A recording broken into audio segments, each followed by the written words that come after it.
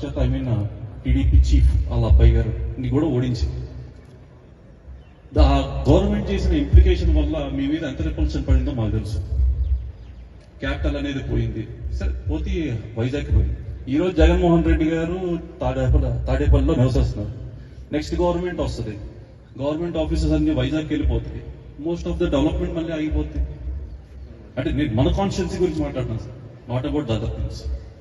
Next land values పడిపోతాయి. ఈ Aparna community గురించి చూసుకుంటే సార్, ఎంతో మంది రైతులు మన రెడ్డి కమ్యూనిటీకి అండ్ చౌదరి కమ్యూనిటీలో ఉన్న వాళ్ళు ఉన్నారు.